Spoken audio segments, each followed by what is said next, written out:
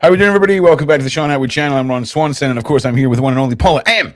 And we're going to be diving into tonight the Epstein files, looking at the latest updates on that. I'm going to be taking you guys through a little reminder of Donald Trump's history with allegations and things to do with horrible things that we can't talk about for another few minutes yet. We're going to play a few videos from some experts, and I've got some updates from our producer Sarah, who's got some excellent guests lined up who are experts in their field and dialing into specifics within the Epstein files. But before we do that, Paula M, how are you doing? Oh, I pushed the wrong button, Paula. I pushed the wrong button. Just one. How are you doing? I'm doing well. I just finished doing a live ranting because you know what really gets to me, Ron, is not apparently now reporters are doubting whether Karina Shuliak may or may not have known Jeffrey Epstein. Okay. No, this is for real. They said that, wait, Karina, the ex? Yeah. Oh, come on. She inherited everything. So she didn't know him, but she inherited everything. Okay. Yeah. So I just heard that because it wasn't the most stupid thing. It had to do with Meghan Markle's. Lauren Insider had this guy come on her channel who's a royal reporter. Yep. And then she asked him about Meghan. Don't you think everybody's focused on Andrew? But we should be talking about Meghan because she's pictured with the girlfriend. It's really... And you know what he said? Oh, that's not my wheelhouse. I'm not going to talk about that because, just because Meghan may have hung around with a woman who may or may not have known Epstein, or she may have been those pictures may be fake. And I'm like, what do you mean? Back up the little truck here. What do you mean that Karina may or may not have known Epstein? And I think that the reason they're doing this is because even if they find out, or if they have to admit that those pictures are real, then they have to say, well, Meghan didn't know. She's hanging around these people on a yacht, but she doesn't know who they are. Keep in mind as well, they are wanting to dodge any further royal scandal bullets. But they have to. That's what I just finished saying my life, Ron, because people have forgotten one thing. Okay, let's focus on Andrew. If they don't want to, because apparently they just want to get one person and throw away the key, just like Ghislaine, who apparently Epstein didn't traffic the kids with anybody or anything. So I don't know what Ghislaine is doing in jail, So I said, okay, fine. Let's focus on Andrew. Virginia Roberts, the case that has brought the royal family to its knees, called and named Meghan Markle as a key witness because of her past close association with Prince Andrew. That's true. And she said that Meghan Markle would have important knowledge and would have been because of her past close association to Andrew, she would have seen or heard what he was up to. So you would think that the UK police will want to have a chat with little Miss Markle, don't you? Yeah, and keep in mind as well, right? We've spoken about the layers of predatory activity and how some of them won't know about the existence of others. When it comes to the princesses and the Soho houses and the yacht parties and the models and the beauty side of all of this predatory activity, it is so tightly controlled because it's in the public eye, and in some ways keeping the horrible secret is one thing, but when it's individuals that are being used for a purpose that are out in the public eye, you can't tell me that they're not in on something. I mean, there's just no way. There's just no way. But Ron, it's just common sense. If they're interrogating people, guys, I'm not angry. I just can't hear very well, so I'm actually going to tone down my voice. Can you hear me? Yeah. I don't know how low. Can you hear me? If I speak like this, can you hear me like this? Can you hear me like this? Yes. Okay, good. Okay, because I can't hear myself, so I'm going to presume that you can hear me. Yeah, we can hear you. So, it is the logical assumption that if you are investigating Andrew for what his whatever, they don't want to go with Epstein. They want to go with public office, corruption in public office, because they don't want to go with Epstein. They don't want to touch the trafficking thing. Because you see, Right? Of course. they don't want to touch that, because then they will have to call people, and one of these people is going to be Meghan Markle. So right now, because he is not being charged with anything that has to do with that, they don't want to call Meghan Markle. I don't think they want to call anyone in, because the minute someone starts talking, that's when the domino effect's going to start happening. The domino? They won't be able to unalive everyone quick enough. Like they really, really won't, because if Meghan starts talking and someone else starts talking and someone else starts talking, we have to assume that whatever keeps these people quiet is a darker secret than the one we're asking them to unveil. So we have to assume that everyone involved's been through some sort of horror, willingly or through desire or through personal gain. So there's no excuse for it. Obviously. I mean, and it is insane. You know what it is to me is the gaslighting of the mainstream media and these royal reporters, because they were deployed to attack me. Especially, I was the only YouTuber. You remember those years, Ron, when I kept saying that all the monarch needed to do was a letters patent to remove all the titles. Yep. You remember how the palace deployed YouTubers in the Mexican community, the mainstream media, and royal experts to literally call me ignorant, stupid, a liar, and whatever. At the very end of the day, what did it take? A letters patent. Overnight, literally, he was removed. Oh yeah. So, listen. If the government and the royal family had just listened to you years ago, a lot of things would be different, Paula. Okay. No, it's not about that. It's not about that, Ron. It's just that they should have. But it's just that I was thinking that they try to gaslight people, and this is what I read something very fantastic, which is the difference between a conspiracy theory and the truth is 6 months. It's 6 months, yeah, of course. But it's the truth. It is sickening. They have to, and those pictures of him with a child playing in 2011, and I actually saw some YouTubers saying, "Oh, I don't support Andrew, but that is Eugenie's kid. The oldest, Eugenie had her first kid in 2021. Those pictures were taken in 2011." Yeah. Well, look, we're going to get onto Erika Kirk. Oh yeah. We're going to get on our main topics. Ron was just quickly rolling a cigarette for the background here. But we could play the Baron Coleman clip. We'll get to all that. We've got main topics to cover first. So listen, whatever way we want to slice this, okay, Trump is in charge of all of these files, okay? And sadly, he lied to our faces and misled us and acted like a coward by using his DOJ staff and the FBI as fall guys to go out and do his dirty work. Let's be honest. Let's cut the shit. And now we're watching a man fumble around like a buffoon, thinking that the global population gives a rat's ass about aliens when we're this close to uncovering the cabal and a global syndicate of abuse towards children. It is insulting, okay, that this world leader thinks that this is going to cut it. So we're going to wait a minute, Ron. Just to show people how they're all in on this together. The person who got the ball rolling about aliens was Obama. No, listen. Obama just gave an interview saying that aliens, and he was asked in the podcast. Let me finish my sentence. So it doesn't matter if it's Obama or if it's Trump. This is all the same system, the same group putting together a plan to roll out distraction. And Paula's absolutely right. I think it was last Monday, Obama was on some random podcast out of nowhere and starts blurting out about aliens. Then we had Trump's daughter on another podcast or another news night talking about her dad's plan for the aliens. Then we've got Trump coming out looking more freaking windswept and combed over and orange than ever before.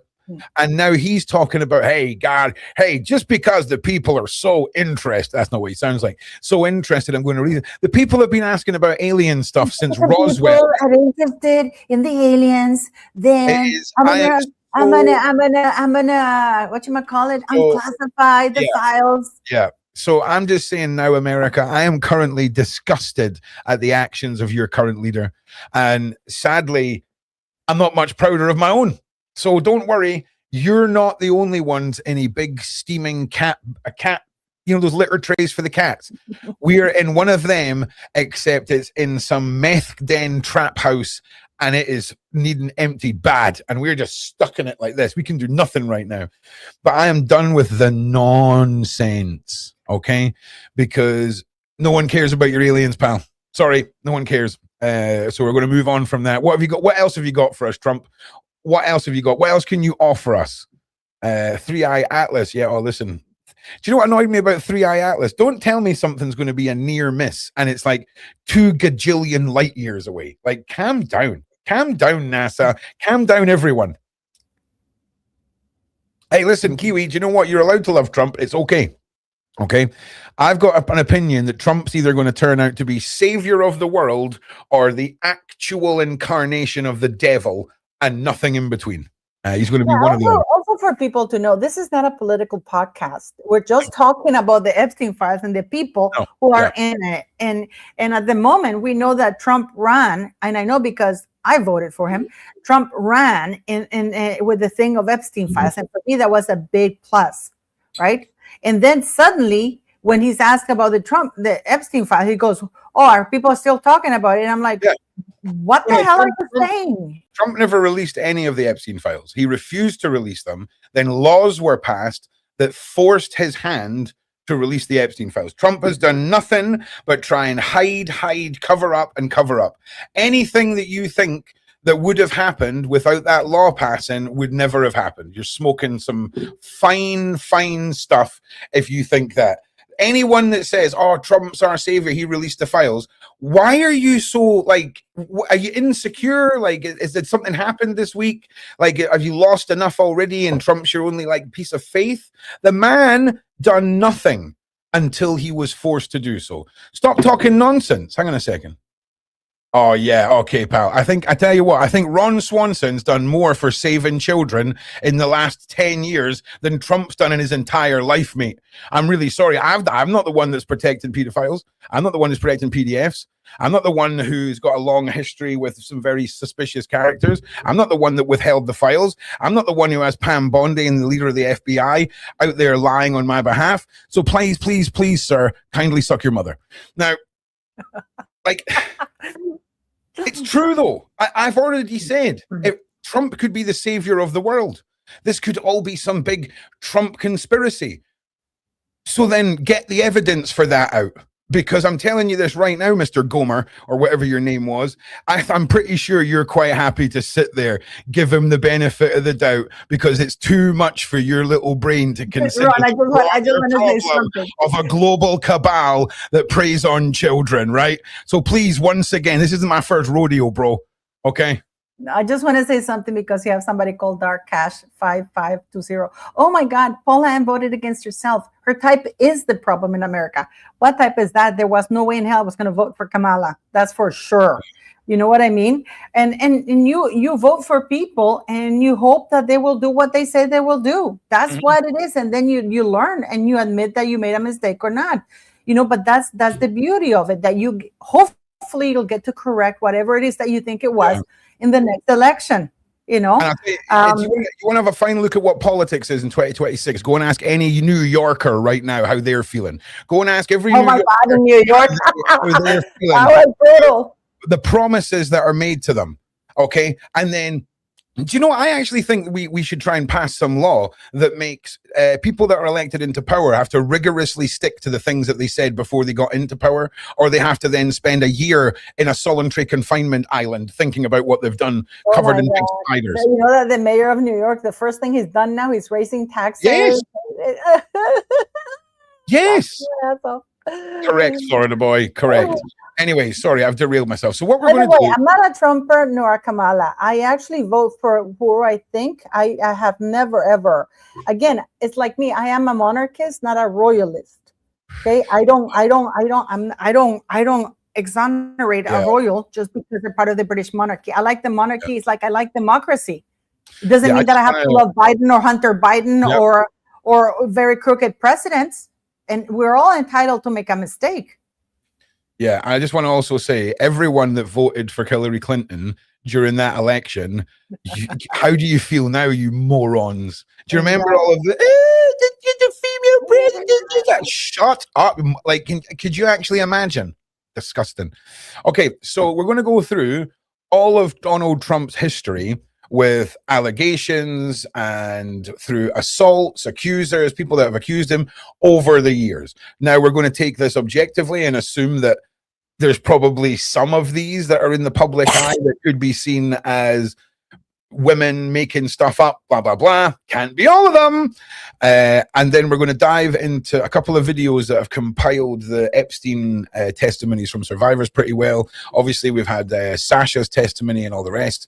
And I just want to remind us all of that because America needs to get its finger out and start dragging people into court and arresting folk. So, bear with me now. We are going into civil legal findings and jury verdicts. E.G. Carroll, allegations. Carroll accused Trump of SA her in a Bergdorf Goodman department store dressing room in the mid-1990s. Civil jury verdict on May 9th, 2023. A federal jury in the U.S. District Court for the Southern District of New York found Trump liable for SA and defamation and awarded Carroll $5 million in damages. So, Donald Trump's the sort of man that will walk up to a woman in a changing room and SA her. Okay, and that would then be proven in a court of law. All right? Don't hate me. I'm just telling you the facts. Further damages. January 2026, 2004, a separate jury found Trump liable again for defamation comments he made about Carroll's accusations and awarded about $83 million. She was awarded. These two awards combined, totaling roughly $88.3 million. Legal status: Trump has appealed and has petitioned the U.S. Supreme Court to overturn the verdicts. Judges' comments: though the jury did not find Trump liable for the R word under New York's narrow criminal definition, which requires specific elements like the man entering with his man part, the presiding judge said Carroll's description of what happened substantially true based on the evidence. Okay, so that's there you go. I'm just hitting you with some facts. Name of accusers and public testimonies. Major allegations reported by the Times, ABC News, Wikipedia, and others. Jim Harth, makeup artist who alleged unwanted advances and groping in the early 90s. She filed a lawsuit in 1997 and was dropped after a related business dispute was settled. So he was settled that one out of court. Keep her quiet, right? Got to keep her quiet. Bridget Sullivan, former Miss New Hampshire, said Trump hugged her low on the back and walked through the dressing rooms in 2000. So that's I guess from one of the Miss Universe or Miss whatever competitions. Now, saying that he hugged her a bit low, right, that's not as, damning. I mean, accidents could happen, benefits, doubts can be given, but walking through dressing rooms, I mean, that's ridiculous.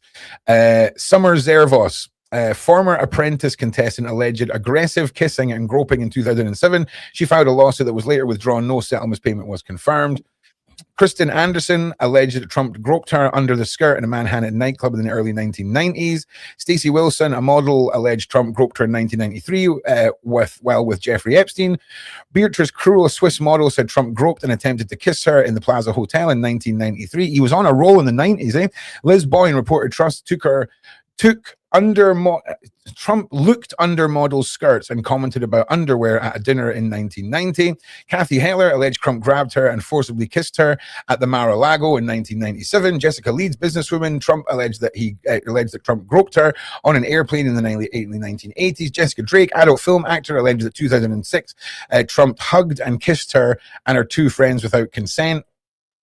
I'm not saying hugging and kissing people without consent is horrendous, but I'm just saying, that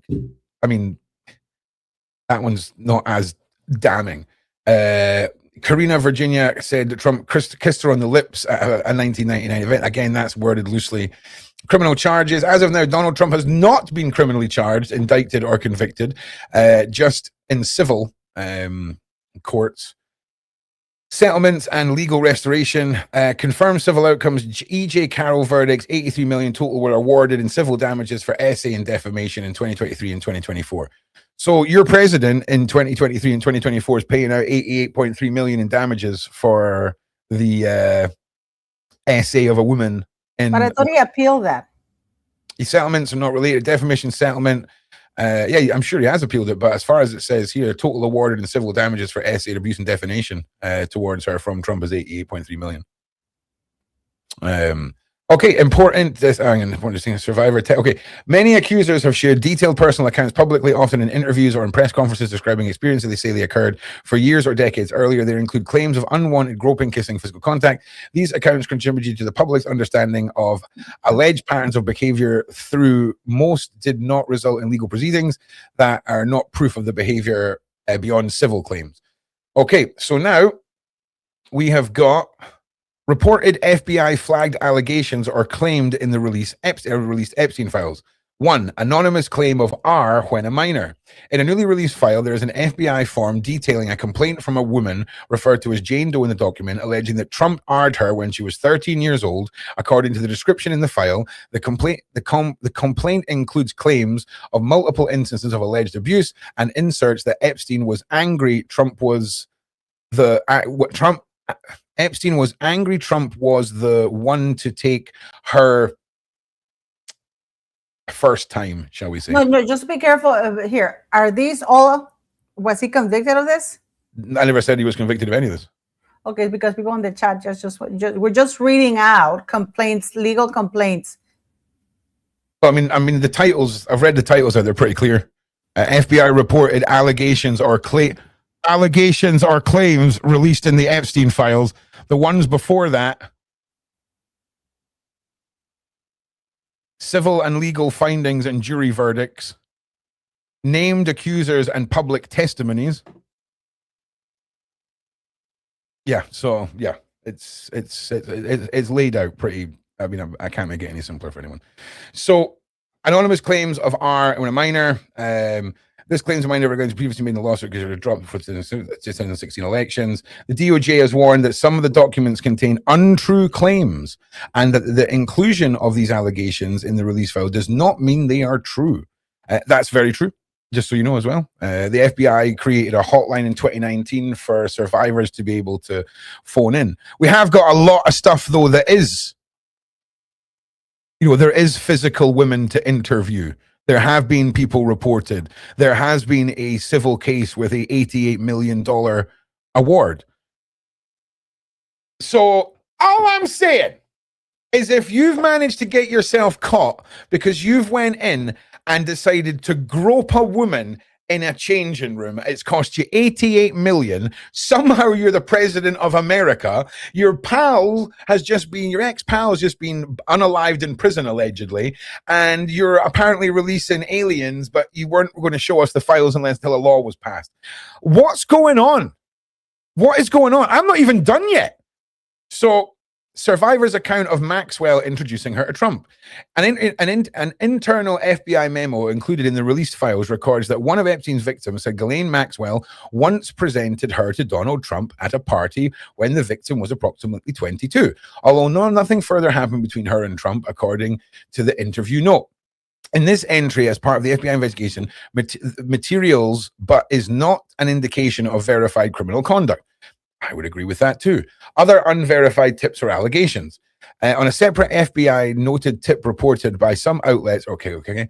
The limousine driver alleged overhearing a phone call in 1995 in which Trump reportedly discussed abusing a girl and claimed his ex-partner told him he was R'd by Trump and Epstein. Another unverified tip suggested that Epstein and Trump discussed younger women in conversations overheard in a flight.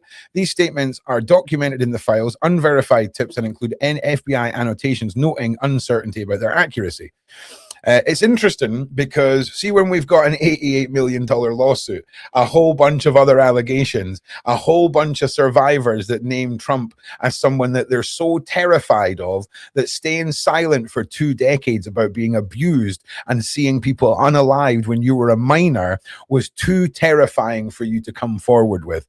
I think we all need to have a word with ourselves, because has anybody else seen a businessman become a president? Because he was a twat chop businessman, right? That's what he was. Anyone else ever witnessed anything as nonsense as this? The US Department of Justice has explicitly stated that such materials were included because the public submissions are contained in the file release regardless of verification. Absolutely. It almost makes me feel like maybe, Donald, you should have had the FBI following up on these things. Yeah? Maybe these are the women you should have been following up with. It's just mad. What the FBI, what the DOJ and FBI, the Department of Justice warned that some content contains untrue, sensationalized claims against Trump that were submitted to the FBI. So I would agree with that too. There's probably going to be some that are false and some that are true. Or are we just going to, are we living in a world where because it's the president, every single one of these women are lying? Is it? Because that's an interesting take.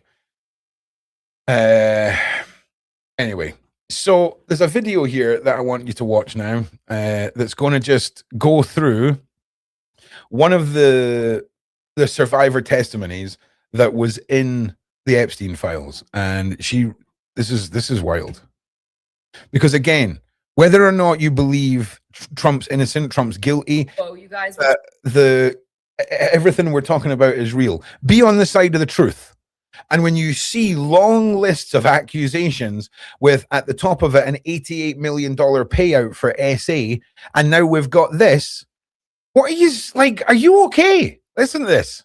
just unlocked a crazy connection between an Epstein survivor and an allegation against Trump in the new files, and it's all because of this photo. So a few years ago, Epstein's estate paid a settlement to a woman who accused him of sexual assault. It's a really disturbing story. When she was 13, her mom put an ad in the paper for her babysitting services and got a call from a man named Jeff who said he and his wife needed a babysitter for the night. So she ended up going to his home in the gated Hilton Head community, only to discover he has no wife and no kids in the home. But he plied her with drugs and alcohol and then forced her to perform oral sex on him. She said this happened on multiple occasions and he basically sexually assaulted her in every single way. And she didn't want to tell anyone because she didn't want to mess up her mom's babysitting business or get in trouble. Well, new documents related to her case were released in the last file drop, and this is where Trump comes in. The woman told FBI agents that years later she saw this pic of Epstein and saved it on her phone because it takes her right back to that era. Before she would show the FBI the picture, she asked if she could crop out the other person in the photo with Epstein because she had met him too and was afraid of retaliation. And of course, we all recognize who the other person in the photo was. But this is where it gets really, really crazy, because if we comb through the allegations against Trump in the files, we find this one from a woman with a history in South Carolina that says blank reported an unidentified female friend who was forced to perform oral sex. Just listen to anyone that knows Sasha Riley's testimony. I want you to listen to this really carefully. Through the allegations against Trump in the files, we find this one from a woman with a history in South Carolina that says blank reported an unidentified female friend who was forced to perform oral sex on President Trump approximately 35 years ago in New Jersey. She was approximately 13 to 14 years old when this occurred, and the friend allegedly bit President Trump while performing oral sex. The friend was allegedly hit in the face after she laughed about biting President Trump. The friend said she was also abused by Epstein. So a lot of the biographical details align here. Obviously, South Carolina, the fact that the Washington office conducted this interview, because the picture interview we just went through was done by the Washington field office, the ages being 13 to 14 and also being abused by Epstein. And that allegation against Trump has been taken so seriously that it was even included in an FBI PowerPoint about the Epstein investigation. See, it's the first allegation on the prominent names list under Trump. It's just crazy to me. It seems like there's no end. FBI PowerPoint what, mate?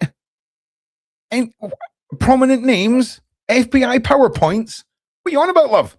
There wasn't any files. There wasn't any files a couple of months ago.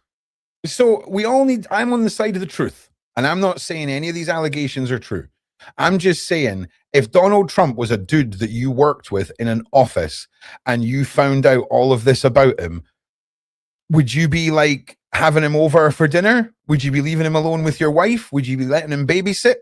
Or would you be like, maybe some of this is true, maybe kind of also maybe one or two things, maybe. So I just needed to put that out there because there's a lot of people who get blinded by leaders and people that they invest their time in. Yeah, Paula's going to talk. Ron's just been doing his bit. Ron just wanted to batter through all of that. And Paula, thank you for being so patient. No, But what's no. your I mean, I thought we were going to link this to Erika Kirk. Oh, we are. I've got that loaded up here. That's the next thing. I just want you to just get your reaction on all of Well, the thing is, though, so many things are going on right now. So many victims. The way that this whole Epstein thing has been handled, I don't know if it was done on purpose to confuse people, like putting the name of Elvis Presley on the list of celebrities. You know what I mean? Marilyn Monroe or Janis Joplin, to take credibility away from what they're putting out. Right? Of course, I agree. And it doesn't make any sense, to tell you the truth. And I am very surprised that in the United States, we have in Norway, they've arrested a former prime minister, some former diplomat. In the United Kingdom, we have Prince Andrew arrested. In the United States, nobody. And we have a Kash Patel sitting in front of Congress saying that there are no files, that there was no trafficking.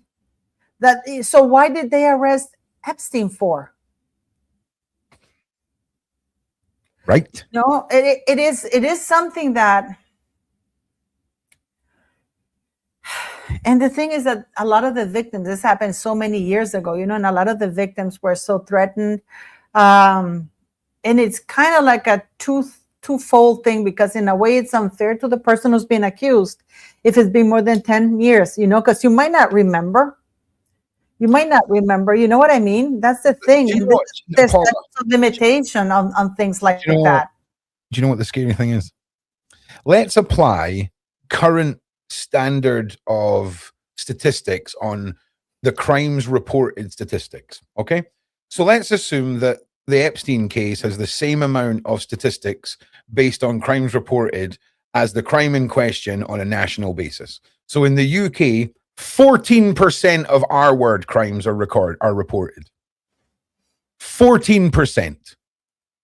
So we have to assume that we are hearing about 14% of the victims from the Epstein horrors. Okay. The other 86% may not be with us anymore, may be terrified, may have lost their minds, maybe deep in substance abuse, maybe whatever. That's a pretty terrifying statistic when you consider how little of a rat's ass the DOJ seems to be giving to the survivors who have been brave enough, who've stood up for years and have fought for justice. They're there. They're ready. And you know what? They're not just ready. They have got their own PowerPoint presentations. Okay. And I'm sure they're ready to go with them.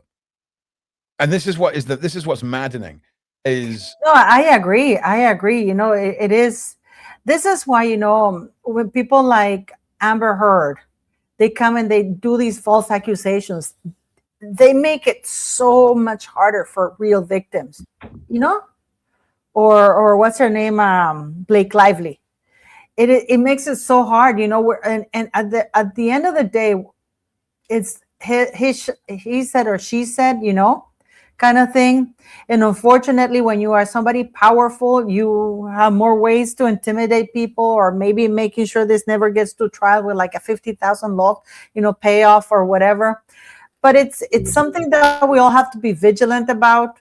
We all have to ask questions. We all have it's like, not like you being a Trumper or because I see that comment that is actually quite stupid. So you're a Trumper. No, it has nothing to do with that. Okay, it has nothing to do with that. It has to do with the fact that there are victims, that they're not being heard. The FBI hasn't interviewed one victim because Kash Patel said that there was no trafficking. So, and when they interviewed Pam Bondi, they had the victims, and the victims were asked. What are you talking about? Oh, they're saying that someone said that part of those 40%. I never said 40. I said 14, bro. Not 40, 14. I'm not criticizing you. I'm just saying it's worse than what you thought you heard. And also, 1% of that 14% is the conviction rate, just so you know, Max. So I'm bolstering what you're saying. Fully agree. It's just, sadly, you misheard. Your brain went, nah, I couldn't have possibly said 14, could he? But can you imagine being a victim that went to Congress and you listen to Pam Bondi saying, oh, why are we talking about this? Let's talk about the economy. It's like, it is insanity when you have the victims there, you know. And this is the thing that I was talking about, this Emily Maitlis, when the woman who interviewed Andrew, you know, Prince Andrew, with that horrific interview that he gave.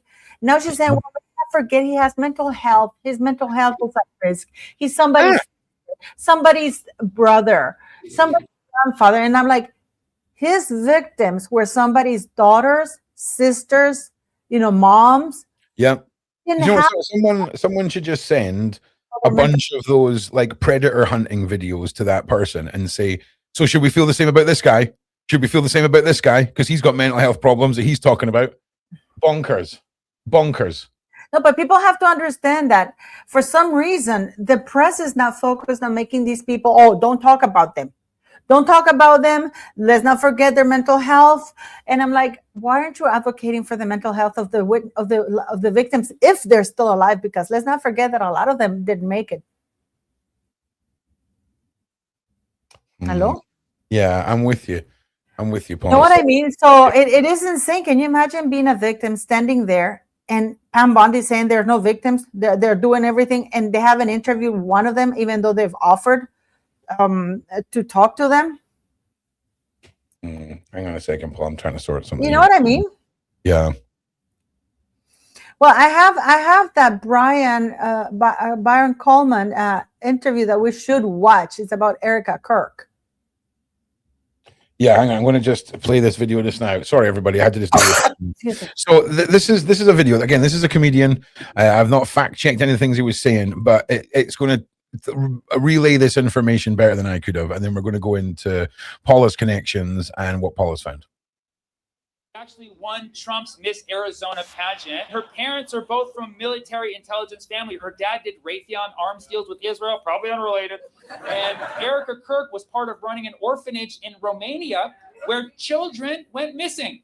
Enough children for Romania to permanently ban the orphanage and permanently ban Erika Kirk. Do you know how up you gotta be to get banned in Romania? Andrew Tate is the mayor there. You really gotta push some boundaries. Mind you, this is when Epstein was still active, so I'll let you connect the dots. By the way, I'm not suicidal. For the record, I am quite happy, okay? You heard it here. But the weirdest thing about Erika Kirk, she met Charlie Kirk, not on Christian Mingle.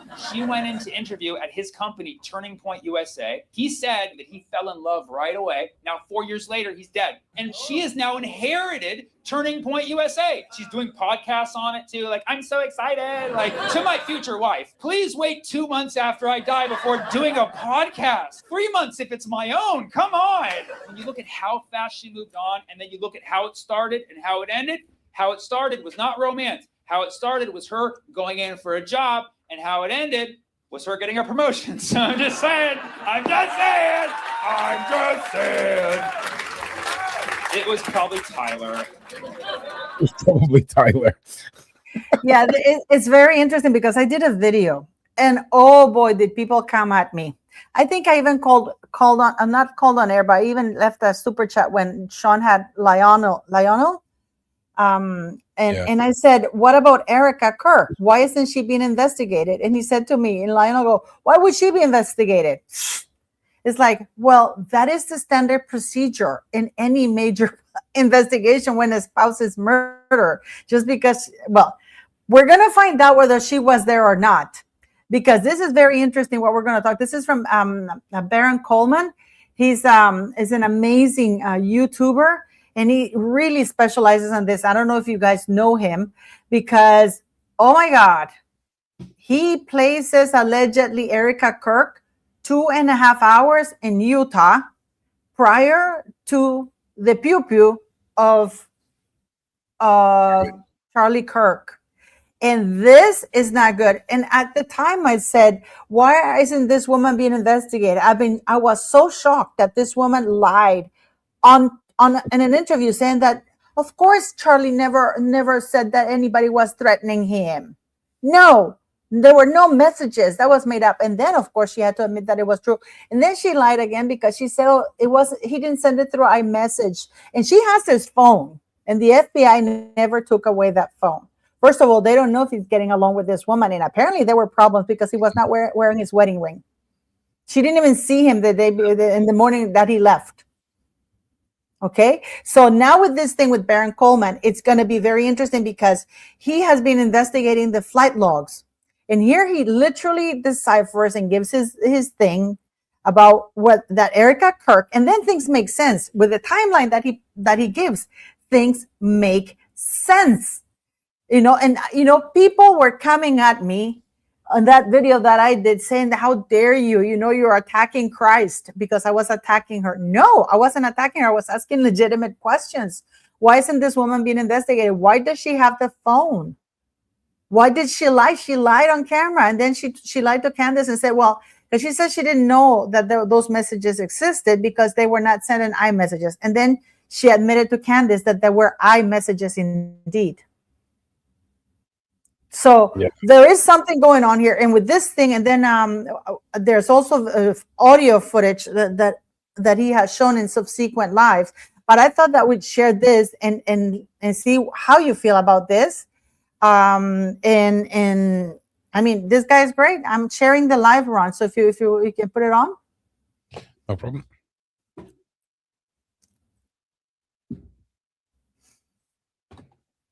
It's still not showing. Yeah, I'm doing it. I'm pushing the wrong buttons, Paul. Hang on. There we go. Here we go. This is Baron Coleman. He's fantastic. Lake City. So the Delta Zulu plane was in Salt Lake City. And then the plane has to reposition to Scottsdale. If you're not following along, I have a total timeline at the end that I'll go through. I'm just kind of breaking it down leg by leg. Okay, you guys are lost. Let me go back to the beginning. Actually, you know what? Let me go to the summary. Let me go to the summary. Here's the summary. This will clarify everything for you. And then we'll go back to the individual legs. This is very important you guys grasp this. Very, very, very important you guys grasp this. So this green plane, see this green plane? This is Delta Zulu. This is the Gulfstream 5 that Erika took to meet Candace in Nashville. This is the flight Charlie took from Scottsdale to Salt Lake City that morning to go do his interview that he had before the Utah Valley University event. If you don't remember that, we'll cover that in a minute. This next flight we've been given no explanation for this next flight, this Tango Whiskey, N560 Tango Whiskey. We've been given no explanation for this flight. We're told almost by silence that it doesn't have anything to do with with PPUSA. I don't believe that's true any longer. I now believe Erika Kirk flew from Scottsdale, Arizona to Provo, Utah on that flight, which puts her on the ground at 10:06 a.m. Remarkably, as soon as she lands, the transponder from the Egyptian plane comes on at 10:05 a.m. So her plane lands at 10:06. 1 minute before her plane lands, the Egyptian plane, this SUBND, this transponder comes on. The plane isn't going anywhere. It's just sitting on the tarmac. I've got a picture of it sitting on the tarmac on that day. I'll show you in just a moment. Then the plane that dropped what I believe is Erika Kirk off right here at 10:06 a.m., it leaves Provo, headed to Santa Barbara. I believe that's a repositioning flight to go pick up Andrew Colvin. After it gets to Santa Barbara at 12 p.m. Utah time, the Big Bang is at 12:23 p.m. Notice there are no flights in the air at the moment of the Big Bang. Every flight we're looking at happened before the Big Bang or after the Big Bang. There's a 25-minute gap where all planes are on the ground. So we've got Provo to Santa Barbara. This is a repositioning flight. Andrew's on the ground in Santa Barbara when the Big Bang happens. In my new theory here, my opinion, Erika's on the ground in Provo, Utah. And then the flight leaves from Santa Barbara to Scottsdale. That is Andrew leaving Santa Barbara and headed to Scottsdale, Arizona. After the Big Bang. And Erika is still on the tarmac because she's supposed to be with her mom in Scottsdale. Then you have the Delta Zulu, the Gulfstream 5, we'll call it the Kirk plane for lack of a better description. This is the flight Charlie Kirk took from Scottsdale to Salt Lake City. It now goes from Salt Lake City back to Scottsdale. We all were led, without them saying it, we were all under the impression this was a repositioning flight to go pick up Erika Kirk in Scottsdale. I no longer believe that. I do not believe she was with her mom at the treatment. I do not believe she was in Scottsdale. I think she was on the ground in Provo, Utah at the airport. That's my opinion. I believe she was on the ground in Provo, Utah at the airport. So this flight right here from Santa Barbara to Scottsdale is Andrew Colbert coming into Scottsdale. The Delta Zulu plane is on its way to Scottsdale to make it look like it was picking up Erika. It was not picking up Erika. It was in fact picking up Andrew Colbert. Scottsdale to Provo. We don't know who this is. This is an empty plane right now. Not an empty plane, but this is a gap in our knowledge. This transponder comes back on the Egyptian plane at 1:40 p.m. Why is that important? It was exactly as the Santa Barbara to Scottsdale plane that we believe now has Andrew Colbert on it is landing in Scottsdale. So the transponder came on as Erika landed in Provo, all my opinion. The transponder came on as Andrew landed in Scottsdale. And then the transponder comes back on again at 2:29 p.m. right as Andrew takes off from Scottsdale headed to Provo. This 2:29 p.m. is consistent with this 2:31 p.m. So you got to put it all together. You have to put all this together. Now, Provo to Santa Barbara, this is a repositioning flight to go pick up Andrew's wife, in my opinion. And then this Regency flight, this RJY 872, Santa Barbara to Provo, I believe that is Andrew's wife coming in. And I'm going to show you and prove all of that to you, why I think that in just a second. I'm not going to prove it as fact. I'm just going to prove why my opinion is the way it is. But first, I want to explain why this matters. Let me go back here for just a moment. Just pause it 1 second, Paula. Here's why this matters. Just we have not been given an explanation for this. Yeah, just for any copyright issues. That's all. I mean, that's crazy. I mean, that is just the opposite of what we've been told, right? Yeah, and the thing is that this is very important because Candace, in her meeting with Erika, she asked if Andrew's wife was with him. Andrew Colbert's wife was with him, right? Because allegedly they came in the same flight. And then Erika said, "Oh, I don't know. Let me get back to you." Now, how can you not know? Another thing that Andrew Colbert said is that when he landed, Erika was there and he fell and they fell into each other's arms. Apparently, she was waiting for if that is true, then she was waiting in the tarmac for an entire hour rather than going to find out how her husband was. And her best friend just gave an interview. Defending her and blah, blah, blah. And then this guy who's interviewing her goes, "Well, maybe, so what if she didn't go immediately to see Andrew when she landed, to see Charlie when she landed? Maybe she needed moral support." Let me tell you what, these are quotes from Erika Kirk. Yeah, okay, let's go, yeah. She says, Erika Kirk describes the moment she saw her husband, Charlie Kirk's body after shooting. He died happy. This is the moment she finds out. What? This is the moment she finds out that he died. Apparently, she found out he died. This is according to her. While she was in the air, right? "I am looking at the clouds and the mountains," she recalled of the moment she heard her husband did not make it. "It was such a gorgeous day, and I was thinking, this is exactly what he last saw." So I don't think she looks pretty chill and pretty zen. If I hear something, do you know that I only seen him being shot once when I saw that, because I didn't know and I didn't believe it. I thought it was AI.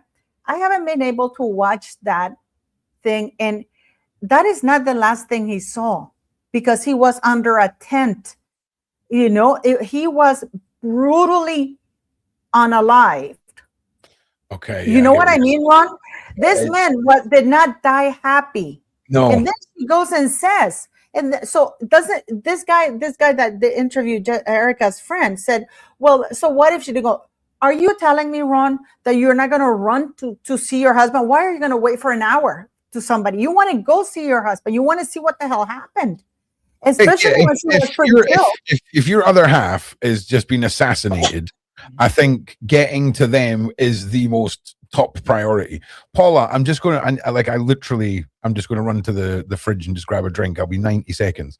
Just remind everybody about how awesome your YouTube channel is and your links in the description. I'll be back in 60 seconds. Don't play it yet. Don't play it yet. I'm not playing it. But guys, do you honestly think, and I'm Christian, I'm a Catholic, and I can tell you that if the men I love or anybody, even my friend, my mate, can you imagine if somebody's telling me, because he didn't die looking at the sky. He was not like this guy who just died of ALS, this famous actor who was in Grey's Anatomy.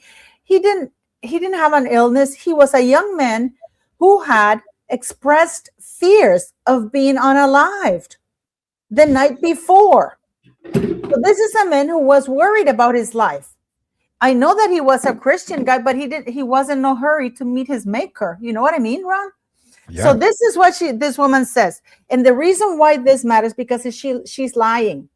Because she said at 11:23 a.m., while sitting in her mother's hospital room, Erika's phone rang. It was Michael McCoy, Charlie's longtime assistant. She didn't need to hear the words before she knew what had happened. In retrospect, I knew it before he screamed it. She recalled. He's been shot. Did you know that like 2 or 3 hours prior to Charlie being shot or unalived, she posted on X something about needing strength to survive or something like that?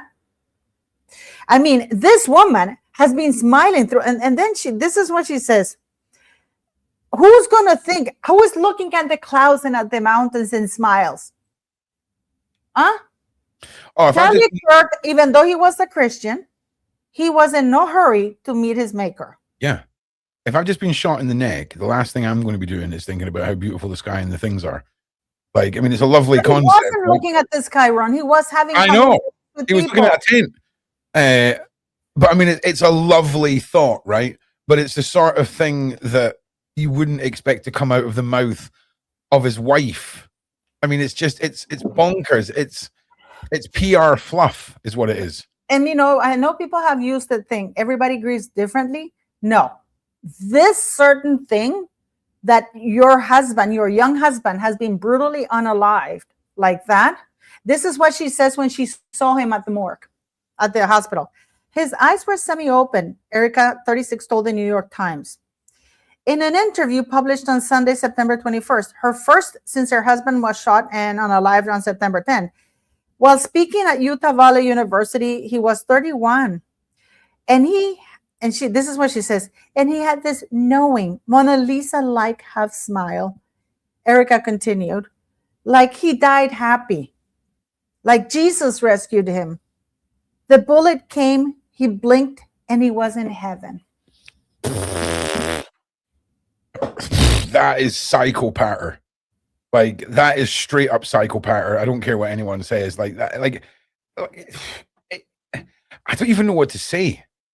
She had me fooled. Like, honestly, I didn't. No, not me. I remember I told you. And you're no. And yes. Watch my video. Watch my video on Erika Kirk. The comments were brutal. Because I'm pretty sure I thought Meghan Markle. I'm pretty sure I thought Meghan Markle was all right before I met you. You know that Candace Owens compared her. She said that she has the Meghan Markle syndrome because she also lied and said isn't it ironic that she says that? And isn't it ironic that we've got Meghan Markle, Erika Kirk, the Princess of Norway, the Princess of Switzerland, somebody in Belgium, all of the royals? Like, what is going on? Like, is this the Epstein, I'll fix you up with a psycho princess to be dating agency? Yeah, but what is really interesting is because she's lied so much. She said that she was with her mother, but allegedly she wasn't with her mother. There's nobody who's seen her. I mean, this is insane. And I don't care if you grieve or not, no matter how Catholic you are. This is your husband, the one you claim to adore, the father of 2 very young children. And you know what? There was this, I have this because this was taken down afterwards, right? But this, this gentleman, this senator posted, he posted that we should grieve for Charlie, his wife, and his kids, because his wife who was in Utah with the children. So he assumed that Erika was there. They deleted that tweet afterwards. Yeah.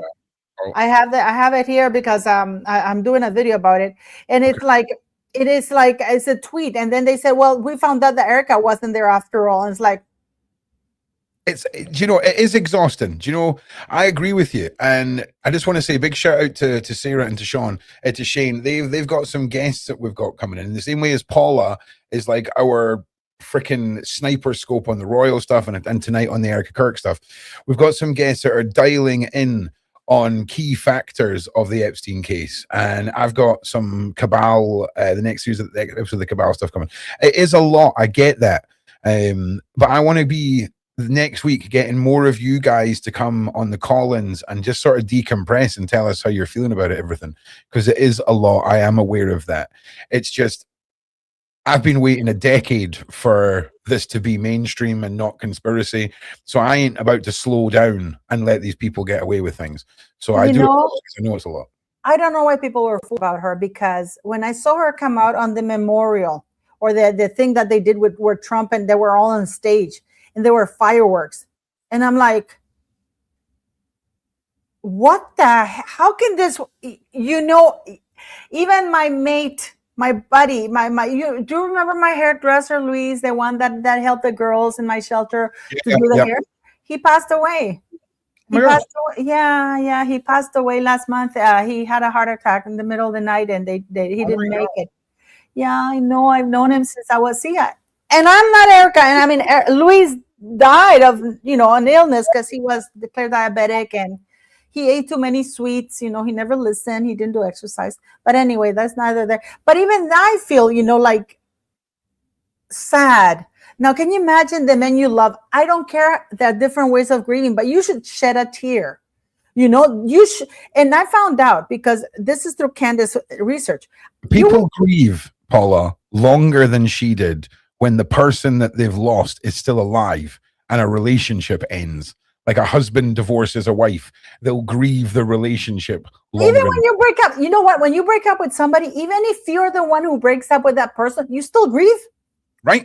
I can guarantee it, because I've broken up with people, and I can tell you, even I feel bad afterwards. I miss them somehow, Mm-hmm. I mean, I gave her the benefit of the doubt that when she went straight back into the podcasting and making herself affirmed as the new top person within her husband's business, at the time I questioned whether or not maybe she was having to do that to make sure that her position was established. I also seen her podcast as like the show of strength to keep going what her husband had. But all of this changes everything when everything's I'm sorry, you were what, in an orphanage in Romania? And children went missing from, I mean, what? Unconfirmed. Did you see the text messages she sent to this 15-year-old girl when she was 25? How she liked her lips and the butt and everything? Yeah, but we've got to be careful, right? We've got to be careful. No, these are proven text messages that were sent to her. These are screenshots on Instagram, on X. This is not alleged. All the YouTubers are talking about it, because these are that's great. I've just not seen it. That's all I'm saying. I've just not seen it. That's all. Yeah, well, you should follow that, because it is insane that she befriended a 15-year-old girl who didn't have a father, and then she arranged for a photo session for this girl. Okay. It's absolutely disgusting. Everybody's talking about it, because what is a 25-year-old woman talking to a 15-year-old girl? You saw that, right? So yeah, listen, just to keep it in perspective, okay? Modeling's a real thing. Obviously, there's horrible parts of the industry. So I'm not defending anyone. I just need to keep it real, because every single thing can't lead to the grand conspira fact, if you know what I mean. So I'm just keeping it in perspective here. Again, though, I haven't seen it. Paul is probably right. It's probably completely inappropriate. Actually, is this guy Barron who came up with that and said to Candace, and he said, please don't reach out to this girl because now she's like 25, the age Erika Kirk was at the time when Erika befriended her. And when asked, she was told, well, I don't even know why she befriended me, you know? Really? And then, if it was a 15-year-old doing legitimate modeling, no, she wasn't. it wasn't. She wasn't. A lot of it was being done by the parents as well. No, So nobody. The parents were not contacted. Her father was absent, but she wasn't a model. She came with a friend because they were looking at something about rent money, like paying rent. mm-hmm. And this girl came along with another friend, but they didn't reach out to the other friend. They only reached out to her. Yeah. Okay. And then Erika asked for her number. This was not modeling. And then she was sending her messages on her DM, saying her lips, her hips. I mean, they're there. They've exposed all the messages. That sounds Maxwell-y as hell. That sounds like, come into my lair. Come to me. Like that's wild. So again, I just, Ron questions everything. So I'm not saying Paula's wrong. I'm not saying anyone is wrong. No, it's not me that's wrong or right. I'm saying that the receipts were presented. The receipts were presented. They're there. Like even Lionel, the guy that comes here, he's discussed this and everything because it is terrible. Who did what to a dog? She disappeared a dog. Who did that? Well, yeah, you got to fill me in on that. Okay, Paula, continue on with the video there. I don't know where I put the video. Let me see. I don't know where I put the video. It's on screen. I know, but where is it? Why can't I see it where I am right now? In one of your tabs. Da-na-na-na. I know, but which tab? Because I can't see it.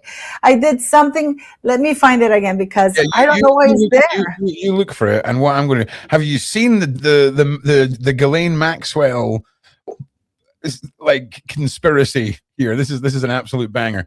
I just want to say a big shout out to Sarah who sent me this on Instagram, but I'd already found it on YouTube on X. Sorry, look at this.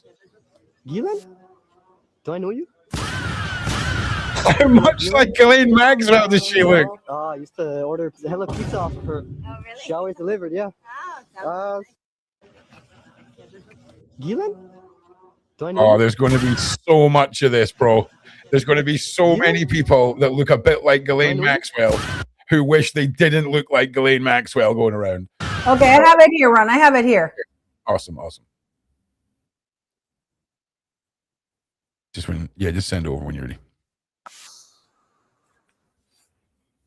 Oh yeah. Do you know how many Auntie Sheilas that look a bit like Maxwell whose like nieces and nephews clock onto them looking like Maxwell, who are going to get tormented.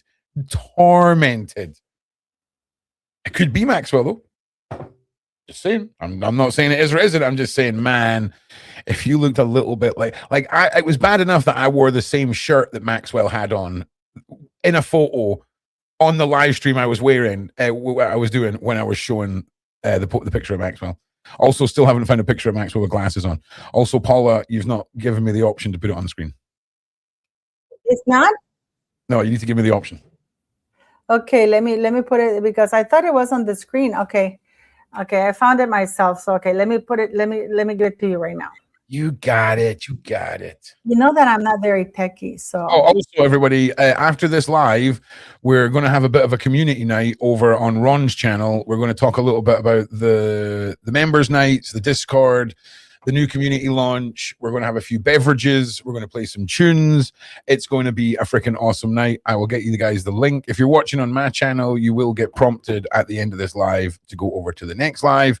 If you're watching on Shaun's channel, use the links in the side chat that I'm putting here just now, and the mods will keep you up to date with that. Paula is still trying to figure out how to make technology. I got it. Quit giving me a bad name. I got it. You want it? Okay, here we go. Hell yeah. There we go, Paula. You nailed it. Those were not TPUSA related flights. And if they were TPUSA related flights, because the only 3 cities they involve are Scottsdale, where Kirk's live, Provo, where the event was taking place, and Santa Barbara, where Colvett lives. So it only makes sense to me that it's TPUSA flights. And it's a flight that took someone, probably Erika, in my opinion, from Scottsdale to Provo, repositioned to Santa Barbara to pick up Andrew Colvett, Santa Barbara to Scottsdale, so that Andrew would be in Scottsdale to take the Delta Zulu flight up the Gulfstream 5. And that means Andrew's not in Santa Barbara to be on this flight on the right, the Santa Barbara to Provo flight, the top one on the right. That has to be Andrew's wife. And again, this is Charlie's early flight. This is the repositioning flight to go pick up Andrew, in my opinion. This is the Andrew flight, the third one here. This is the Andrew flight. And then don't worry about the last two. We'll come back to those later if we need to. Now, here's the kind of the tie to all of this. The Egyptian plane thing has become an issue, and I've stayed away from it for the most part. I've largely refused to weigh in on the Egyptian planes. And I wasn't going to bring them up at all until Daisy pointed out that each one of these transponders coming on related to either within 5 minutes of Erika or Andrew taking off or landing. And instantly I thought, oh my gosh, it's a communications hub. I think Candace had speculated potentially it's a communications hub. But when you line the timeline up, it becomes obvious to me that it's related. If the transponder had come on one time and it just happened to coincide with a plane taking off or landing that we thought had Andrew or Erika on it, whatever. But when it does it 3 times, you've got, and one time it was on for 90 minutes. And then it comes, that's the Erika plane landing in Provo, Utah, in my opinion, in my new reading of this here. And Erika lands at 10:05. The transponder in the Egyptian jet comes on at 10:05. Again, I have a picture of that jet in just a second. I'll show it to you now. Do we know where the jet's left from? Did the jet picture was taken from on September 10th. Private jet. Okay. See that at the bottom of the screen. Wednesday, September 10th. That plane is open. The ladder is down on that plane. That is definitively, without a doubt, no question, SUBND. That is 100% SUBND. And the ladder's open. Well, but Baron, we don't know what time this was taken. Well, we do. We have evidence of what time this was taken. Because if we just scroll over here in the same image, we can see that the event is about to start. Just pause it really quickly. This is where the people are about to listen to Charlie. Again, Wednesday, September 10th. Just very quickly, Paula. Just pause it really quickly. We're looking at a video that Paula found that goes over the flight logs of the day that Charlie Kirk was assassinated, that allegedly proves that Erika Kirk has lied about where she was, who she was with, and it looks like foreknowledge of what's taken place. Paula's also went over the absolutely ridiculous quotes that were made by his wife Erika Kirk. So just that sort of gets you up to speed. I'm not going to go into it anymore. Paula, you can slap the play button for me, please. Thank you so much. Cars are already lined up here in the back. People are already lined up around here. Based on the shadow length, I estimated this picture was taken between 11 and 11:30 a.m.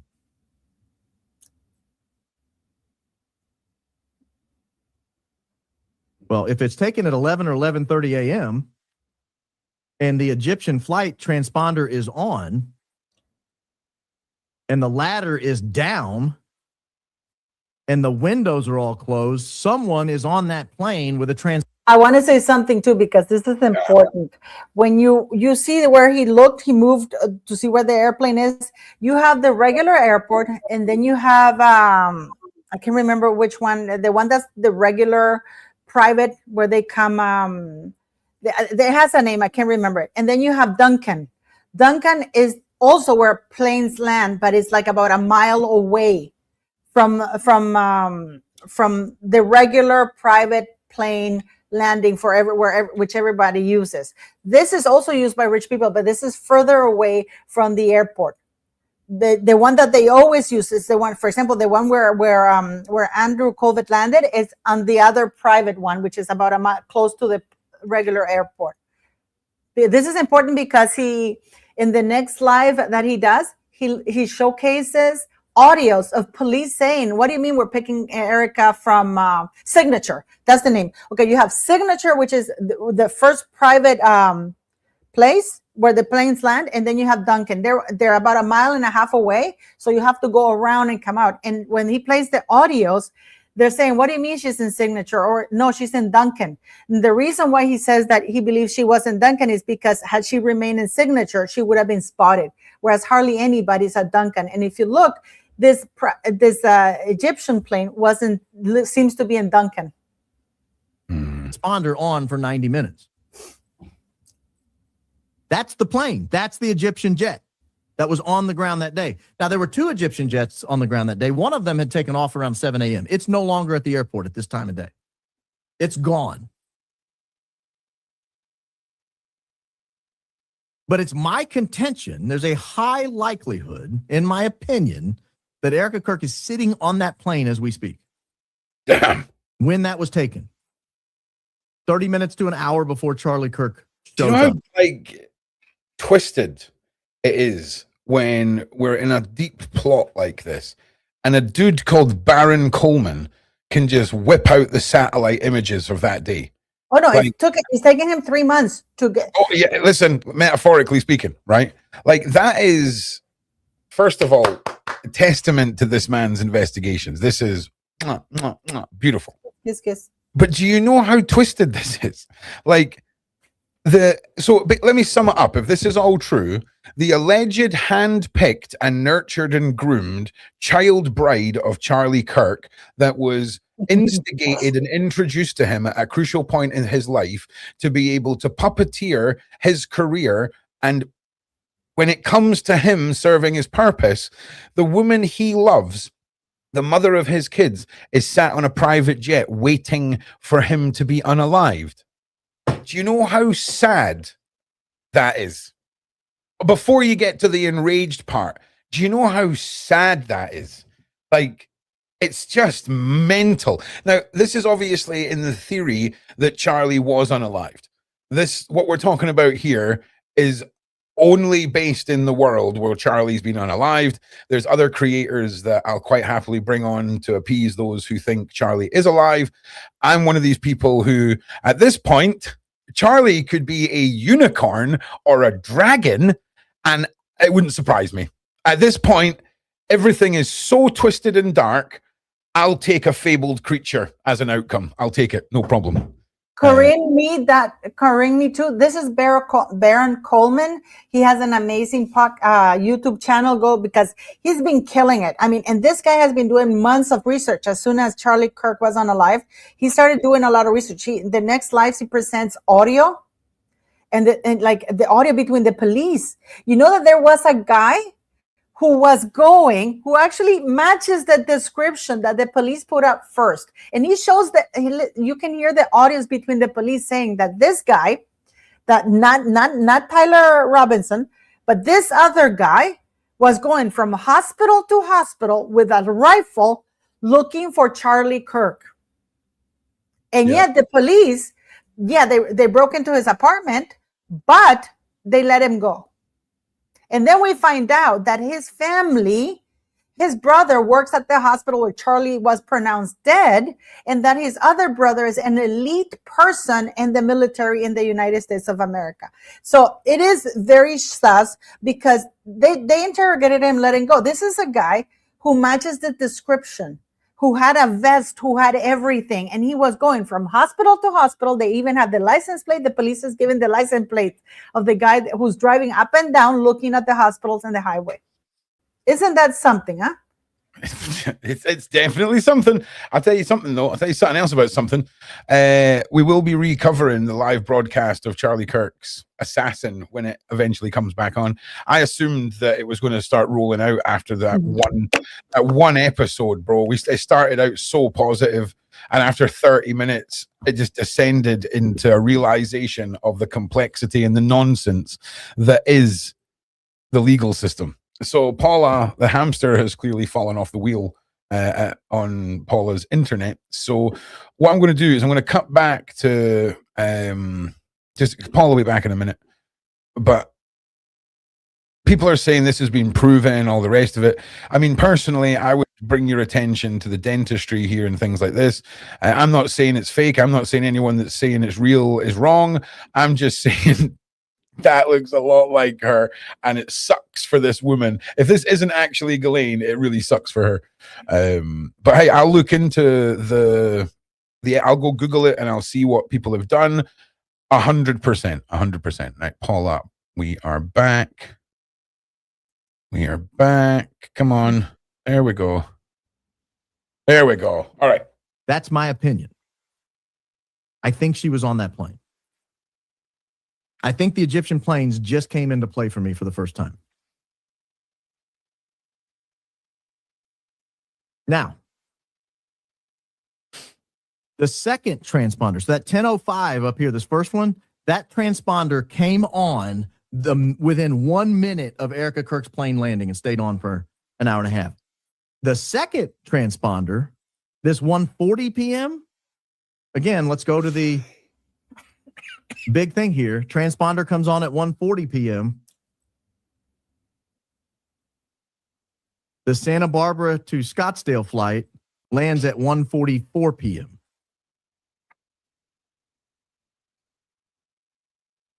So that's, in my opinion, Andrew flying into Scottsdale, and the transponder comes back on right as he's landing. The third time the transponder comes on, this one right here, you see this timestamp? The third time the transponder comes on, now that timestamp's on Zulu time, so don't get lost on that, is 2:29 p.m. And you go back and look at our summary, 2:29 p.m. was precisely as the plane landed in Provo, Utah. The Scottsdale plane landed in Provo, Utah. That one, and precisely as the Delta Zulu plane, the Gulfstream 5 that Charlie Kirk flew that morning, that we all believed was Erika Kirk flying in. It's just as it was about to take off in Scottsdale, Arizona. So is it complicated? Yeah, it's a little complicated. It's definitely it's more than a little complicated. Okay, but you've done it in the least most complicated way possible. The only other way it could have been done with being less complicated is if there was animated characters and it was made for 9-year-olds to try and understand. That's the only other way. But it's what it batters home is his theory, and his PowerPoint presentation, metaphorically speaking, lays down a damning set of possibilities here. It really does. Really does. It doesn't get better with the following lives, because when he shows the audio and why, like if you have a guy who matches the description, matches the timeline, right? And he's going around hospitals with a long rifle looking for Charlie Kirk, and the police just let him go. And this guy literally matches the timeline, the description, and because Tyler Robinson does not match the description that they put out.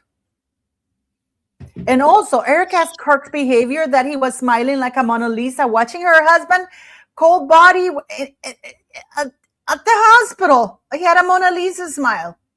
Yeah, it's bonkers.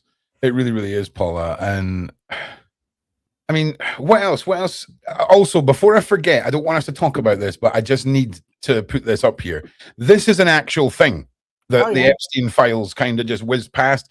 Kurt Cobain's death was a homicide. New ops saw 65. So this is all real now. Like, Kurt Cobain was murdered. There's no questions now. This actually happened. So I'm going to get one show, I think, planned next week, because I really want to talk about this and look about. We've got to stick with the Epstein files, but I was a huge Cobain fan, obviously. And now we have Erika and the Epstein files. Isn't that something? I'm sorry. We now have Erika in the Epstein files. I think I missed that memo. What do you mean? You don't know that Erika Kirk is linked in the Epstein files? No. Listen. There's a lot. I'm going to miss something. Okay, I'm going to miss something. But yeah, do your clickety click and let educate me. But yeah, I just wanted to point that out to everybody. Cobain fake it. Yeah, okay. Cobain fake its death. Nailed it. That's like a wish.com title. But yeah, I hear what you're saying. Listen, whether he faked his death or not, all I'm saying is in the grapevine of rumors, I'm pretty sure it was 2 shots that were fired from a shotgun. And the last time I checked, that is pretty talented stuff if you manage to shoot yourself twice in the head with a shotgun. Do you know what I'm saying? Like that's determination. Erika Kirk's Corcoran group link. Oh God, Corcoran group link in focus. Amid companies Epstein's links. Let me do it. I'm not going to learn if you don't let me read it myself. Okay, Erika Kirk's Corcoran group link in focus amid companies Epstein links handled his assets. Now you can read it, Paula. Thank you.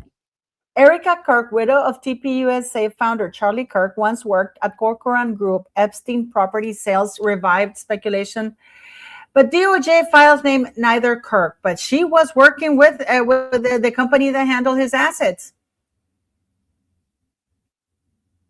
She worked as a real estate agent with New York City-based real estate dealers, the Corcoran Group. A September 2025 article on USA Today noted that Erika was working with the group at the time of Charlie's death then. The Corcoran Group handled the sale of Jeffrey Epstein high-profile properties across the U.S. to compensate his victim. The sales were carried out by Corcoran Group agent Kerry Warwick, who listed and sold Epstein's Palm Beach mansion and his New York City townhouse. Speculation about Erika Kirk's assumed link to Epstein's rose amid the connection. However, it is unclear. If Erika Kirk was with the Corcoran Group when they were involved in the sale of Jeffrey Epstein's files. Of course she was. That is... Like, it just gets... Like, when's enough? Like, when though?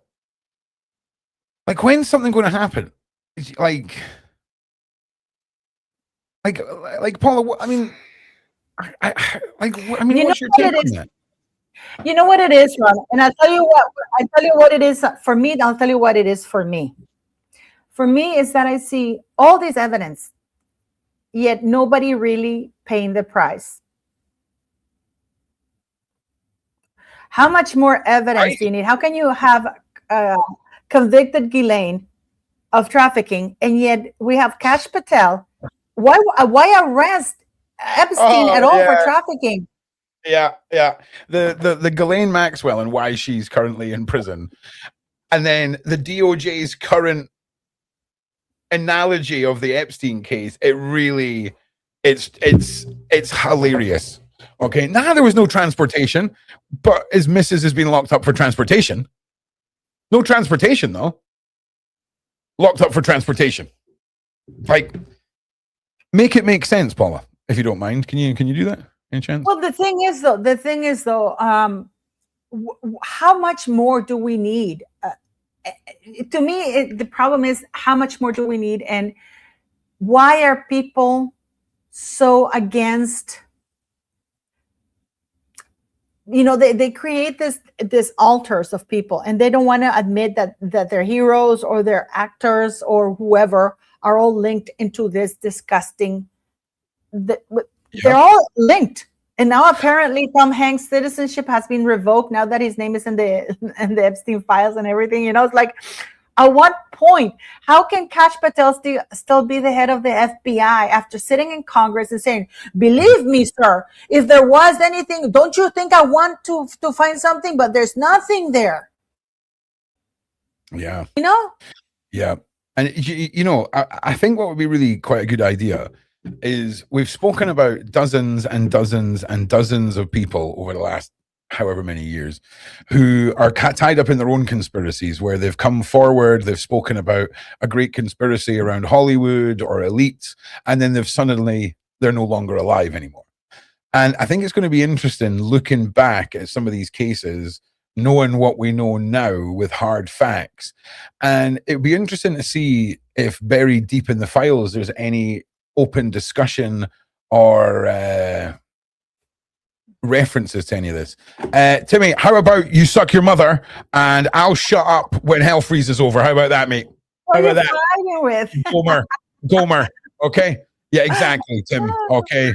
Tim. No, but it's like, this is like, in Seinfeld, Bizarro World. We're living in Bizarro World. We have Pam Bondi. What do you mean? We're thorough, and then we have Cash Patel. We're investigating everything. Have you interviewed any victims that have come forward? You know what this reminds me of? Natasha, the lady who got shot in the face by Diddy. I interviewed her on my channel, and Natasha. She goes, Natalia. I think Natalia. It's Natalia or Natasha. I can't remember. Natalia, okay. And she's like, Diddy shot me in the face. Did you know that she contacted the DA in New York when he was being tried and offered to be there? She's an eyewitness. Okay, the district attorney was not interested. Why though? Like I don't understand how there's this blatant, just 2-level tiered madness. And and they're rubbing our faces in it. And I tell you something else.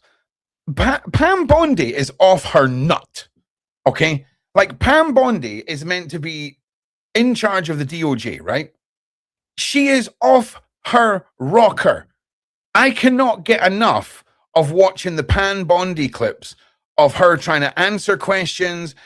At one point, they're bringing up the evidence for the international transportation and abuse ring for children, and she's circling back and talking about a local case about a guy on social media attacking a child, which is very serious and very prevalent. But what the hell's it got to do with the Epstein files, mate? Yeah, but Diddy as well, man. Diddy as well. Yeah, Diddy and Ron Burkle. Ron Burkle is the glue. And I mean, Ron Burkle is the godfather to Diddy's twins. And he's he's a business associate. This is Natania. Just listen to what she says. I mean, this woman this is an interview I did with her. And listen to what she says, guys. Hello. Hi, Paula. How are you? I'm good. I'm good. For people who don't know, the very few people who don't know you, can you please tell us who you are? Certainly, it's my pleasure. So I am Natanya Rubin. I'm a mom. I am a daughter, a wife, but I'm also the woman who was shot in the face in 1999 in Club New York by Sean Puffy Combs. I'm a survivor of gun violence. I'm an ardent fighter and spokesperson for the survivors of gun violence, and I am here to make sure that everyone knows unequivocally what happened to me and seek justice for what I endured and for others. Absolutely insane that you're saying this directly, and that Diddy was not tried for murder. What's your point here? You basically saying that there's never any justice? Well, I'm just saying, Ron. No. What exactly? This is, I believe, what has us all frustrated. There is so much evidence, and we have Dan Bongino now. All these conspiracy theories. We have Cash Patel. Don't you think I want to prosecute this? I've viewed all the files. Well, have you interviewed the witnesses? No, because there's no crime. Well, then what a freaking wanker. I didn't say he wanks. I say he's a wanker. I saw your video. When you said the difference. Exactly. One's a statement. Yeah, one's a statement, one's an opinion. One will end you up in court. The other one is just a guy with an opinion. I saw that. See, I watch your video. Don't make a statement, have an opinion. 100%. Oh, yeah, listen, Jazzy, listen, bro. Like, I spoke about this last night. If they want to do something big enough to distract people from this, they're going to have to wheel out 6 fully grown alien species, each of them with gifts for mankind, like the cure for cancer, quantum physics, like free energy, like no more illness. That level of alien disclosure, okay, might distract enough people from this. If he whips out alien fungus on a rock that they found in space, nah, mate. That is, I'm telling you now, this is obvious what's happening. This is obvious what's happening. This is the equivalent of a man whose wife thinks he's cheating and he's coming home with gifts each night, baby. He's coming home with those gifts each night. He is guilt-given those gifts. Keep it in mind, there was no files until a law was passed demanding and forcing him to hand them over. I just want to keep that in everyone's mind. Yeah, Saying, this is just not Trump. We have Obama, we have Clinton. Correct. Clinton, Ron Burkle, you know, the Bidens, you know, all of them. People are saying, I saw in the chat, oh, Paula doesn't want to talk about Trump. No, I'm saying they're all in on it. Oh yeah, when we say Trump, focusing on Trump. I mean, the Clintons, everybody, Obama. Well, we're focusing on $5,000 of hot dogs. We're focusing on Trump because he's currently in charge. But it's Trump, it's the Clintons, it's the Obamas, it's the whole thing. It is what it is. And I think that there's a helplessness that people feel in anger because they're trying to play us for the fools. I don't want people to call what we say is conspiracy theory, because conspiracy is, if you look at what it is, conspiracy is to conspire. It is to create a story based on lies. And this was a term coined by the CIA in order to discredit people who were giving out theories or asking questions. We're not conspiring. We're asking questions of things that don't add up. Correct. Nobody in this world grieves the way Erika Kirk grieves. Yeah. Nobody, especially when her husband met such a violent and untimely death. He did not die watching this. He was not out picking flowers. He was under a tent in the heat, having dialogue and debating people who were, most of them were angry with him. So he didn't die watching the sun. He had a violent end to his life. Correct. And they do want us all fighting amongst ourselves and all the rest of it. I totally agree. It is just madness that yet again that we're still seeing such a lackluster approach. I just want to remind everybody of the Andrew Tate arrest energy. Okay, how much the internet, and Andrew Tate's on one, mate. He is on 100%. On one. No. He just posted a tweet, and it's an ex-post. It's unbelievable. He's correct in what he says about Andrew Mountbatten Windsor, what they did to him. He said, without any evidence, they kept me in jail for 4 months. They kept me a house arrest 4 years. They took away all my money. Are they going to do that to Andrew Mountbatten Windsor? Of course not. No, of course not. Are they going to do that to anyone? There is thousands of names. Thousands and thousands and thousands of names. And listen, we're just going to take a minute to watch this YouTube short because I think it summarizes a lot of how a lot of us feel, okay? In a way that's a little bit more, it's okay if this gives you a little smile, okay? It's all right to have a little bit of comic relief to kind of split up the trauma of all this. But tell me if this guy's wrong. What do you mean the King of England's prosecuting his own brother for being in the redacted files, but our own government said we can't do that because the whole thing will collapse? The King of England is prosecuting his own brother. They said they put his own brother in handcuffs. And you telling me we can't put the CEO of Limited 2 in handcuffs? Huh? What? You telling me Bill Gates out here going like a G6 in the sky? And they got Andy from Norfolk. That's what they called him. Prince Andrew was at one point second in line. He was number 2 in line for the crown. He was about to get the best government housing in the history of the world. And now they're calling him Andy from Norfolk. And we can't even talk about David Copperfield. We're out here, Attorney General of the United States, being like, the whole thing will collapse if we turn the files into trials. Meanwhile, they're over there in Britain. They never even see the sun. And they're prosecuting royals for the first time since 1647. What was the point of 1776, bitch? What was the point of the Declaration of Independence? If they get more justice for their royals than we can get for our rich people. You got a cabal of redacted elites. They got capes and shit. They got crowns. And they got cups for those motherfuckers. What do we have over here? Ambassadorships. We got awards. We got Wall Street Is he Bell. wrong? Ring Is he the wrong? fucking trial bell, motherfucker. Is he wrong? I don't think he's wrong. I think that sums up exactly how people feel. Am I wrong? Yeah, I think that exactly, sums up. exactly. But that's exactly that's the frustration and the anger, Mhm. and I think Yep. that the elites are downplaying that. But now Hillary Clinton, I barely knew Ghislaine or Epstein. Can you show this picture, please? That I'm course. showing. Of course. There we go.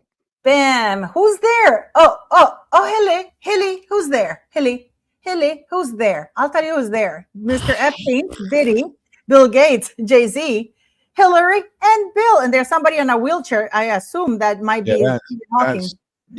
Is this definitely? Is this been confirmed? Is this in the files? Yeah, it is. It is. It's definitely. Is this definitely confirmed? Yes. Damn. This is not AI. Damn. This is what they're saying. Oh, you barely knew? You barely knew?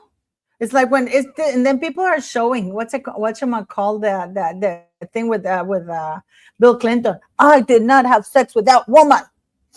Oh yeah, Mark did.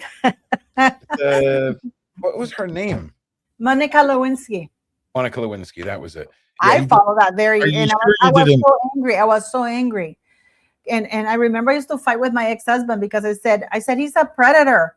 He's abusing his position of power and then apparently Monica Lewinsky is a honeypot too. So I don't know. I'm at a point now where every musician and every actor that got like one album that was incredible and then just disappeared from their career, I'm just going to assume every single one of them turned down the Epstein deal. Okay, that's where I'm at now. Okay, like it's bonkers. It's bonkers. I've been saying this for years. The only person that you can actually know for sure isn't a nasty PDF file is yourself. That's the way of the world. It's bonkers. It's bonkers. It is in many ways. It is wrong because if you think about this, they had to do something to get where they are because some of them are not even that talented. Right? And we know, and it's even easier now because of social media and algorithms. You don't even have to buy the music for people to profit. Whereas years ago, it was a bit more complicated. They needed to get you out the house. They needed to get you on some transport. They needed to get you to a shop. You needed to buy a CD or an album or whatever. You know what I'm saying?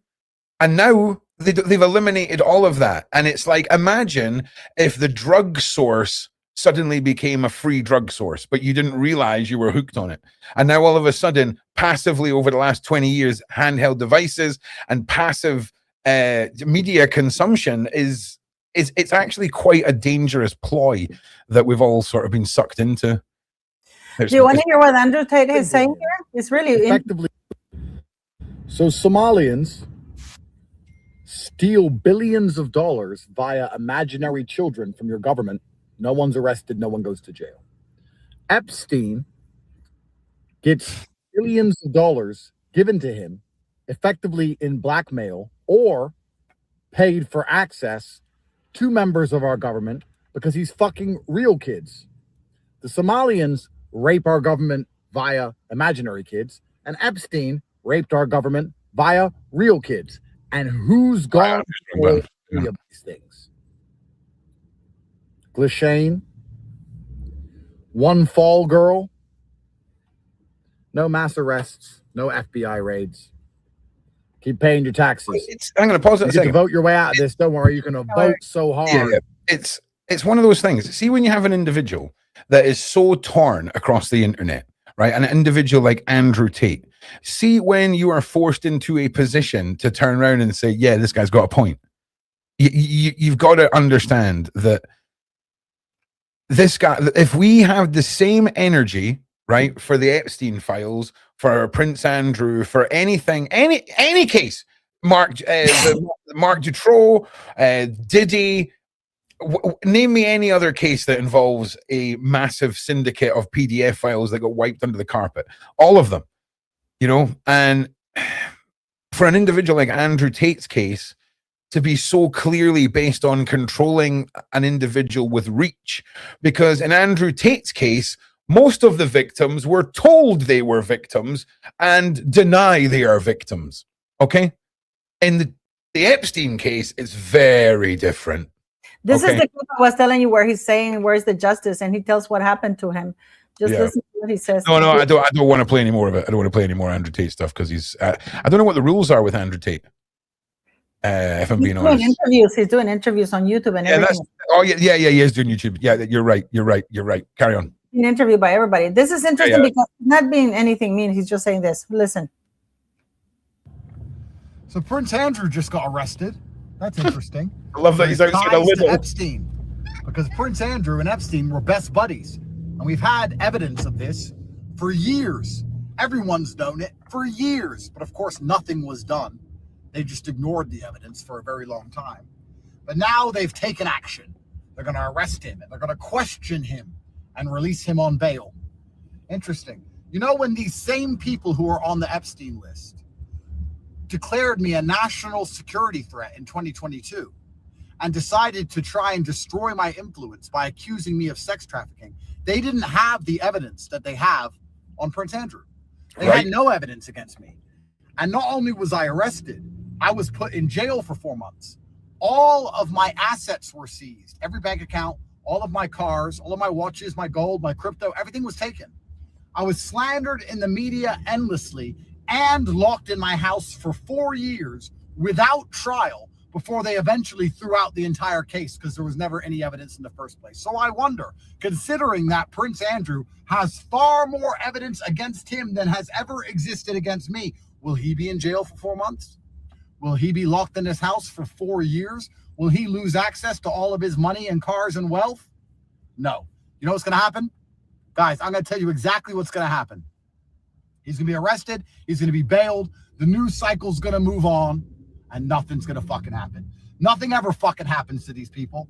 Hugh Edwards was the guy on the BBC shouting and screaming about how I am a dangerous person and that I traffic women. And then Hugh Edwards himself, the BBC presenter, gets convicted of sexual crimes because he is a pedophile. He, the pedophile, was saying I was the bad guy. You literally couldn't make this up. The irony is mad. Convicted of sexual crimes. Did he go to jail? Nope. Released. No jail for him. Just a fine. Just a fine. All these elites don't buy into this show trial, show bullshit. They know that we know too much, so now they're going to sit and pretend that justice exists for the people at the top. These fuckers don't face justice ever. Yeah. Now listen, this isn't I'm trying to change your mind about Andrew Tate. This is a display of energy based off of two cases where technically we want to see the same energy that was brought to Andrew Tate's case and the evidence that was there compared to Andrew and various other people in the Epstein files. I repeat, this is not a discussion about Andrew Tate. This is about, do you agree with his point? I also want to reiterate there has been no charges brought to Andrew Tate, and there seems to be a difference in the energy when you're not in the club and you are in the club. So what's your take? But he's right. He's right about what happened to Hugh Edwards. I was sure this guy was going to be put away in jail forever. They found over 10,000 type A images in his computer of children. This is the guy on the BBC who announced the death of the Queen Elizabeth. Okay, this is one of the top BBC, and he was accused of horrible things. It was verified. He just by having 100 of those or 10 of those images of children. This is type A, class A images. Can you tell people what that is? And so this, when it comes to the classification of abuse images, A is the worst of the worst category. It doesn't get any worse. There's no worse. It's the worst of the worst. The worst of the worst of the worst of the worst. And he got out, and you know what happened? Because in the United Kingdom, this court system is largely based on precedent.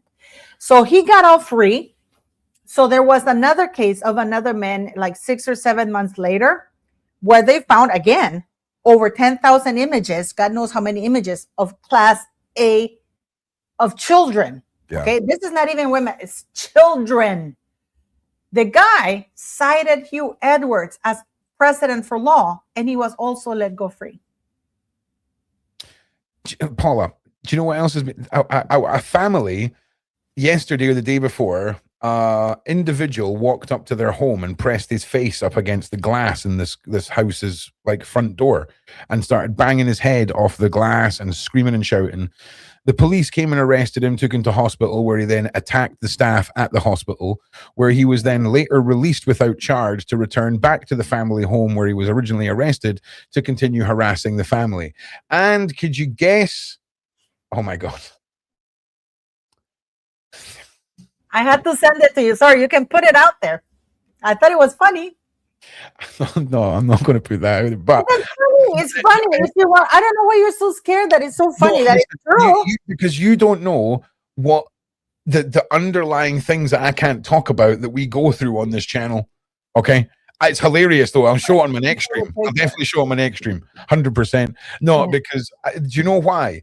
Because there's people that keep an eye on this channel with very insane lawyers that look for reasons to send letters to Shaun that make his entire insides go. By the way, so this is something new that YouTube is doing now. Yeah. I posted a video yesterday. They suppressed it like there's no tomorrow. I've never had a video do so badly. This is about Andrew. And I disclosed some information at the very end because I figure they're not going to listen at the end, right? Oh, they're listening. It's like 4.5, 5 minutes. Suddenly, I start getting comments that it's been silent. And I'm like, what? No, that video was like, it's fine.